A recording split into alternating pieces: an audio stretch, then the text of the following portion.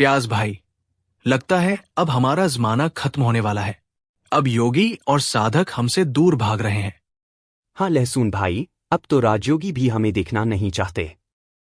क्या सच में हम ध्यान में बाधा बनते हैं? बिल्कुल। आध्यात्म में कहा गया है, भोजन जैसा होगा वैसा ही मन बनेगा। हमारी तीव्र गंध और तामसिक प्रकृति से मन अस्थिर हो जाता है। तभी तो कहा गया है, जो आत्मा परमात्मा से जुड़ना चाहती है उसे सत्वगुणी आहार लेना चाहिए।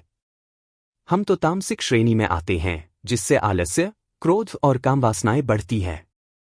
आयुर्वेद में भी हमारा वर्णन राजसिक और तामसिक द्रव्य के रूप में किया गया है। हम पित्त और वात को बढ़ाते हैं, जिससे मानसिक बेचैनी और चंचलता आती है। और हमारी गर्म प्रकृति ध्यान के लिए आवश्यक शांत मन को भटका देती है। साधक जब हमें खाता है तो उसका चित्त स्थिर नहीं हो पाता। वैज्ञानिक दृष्टिकोण से भी हमें देखने पर चौंकाने वाले तथ्य सामने आते हैं। हम दोनों में ऐसे सल्फर युक्त तत्व होते हैं जो मस्तिष्क की तरंगों को उत्तेजित करते हैं। सही कहा। ईईजी टेस्ट में पाया गया है कि हमें खाने के बाद अल्फा वेव्स कम हो जाती हैं, जो ध्यान की स्थिति के लिए जरूरी होती है। यही कारण है कि कई हाई लेवल कॉन्शियसनेस वाले लोग जैसे वैज्ञानिक निकोला टेस्ला या ध्यान योगी हमारे सेवन से बचते थे। तो अब हमें यह मान ही लेना चाहिए कि साधकों के रास्ते में हम बाधा हैं। सच है भाई, हम दुनिया की नजर में स्वाद तो बढ़ाते हैं पर योग बल घटा देते हैं।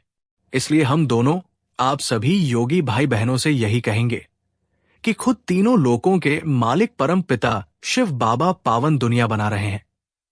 आप सभी, हम दोनों के चक्कर में अपना कल्प भर का भाग्य क्यों गवा रहे हो?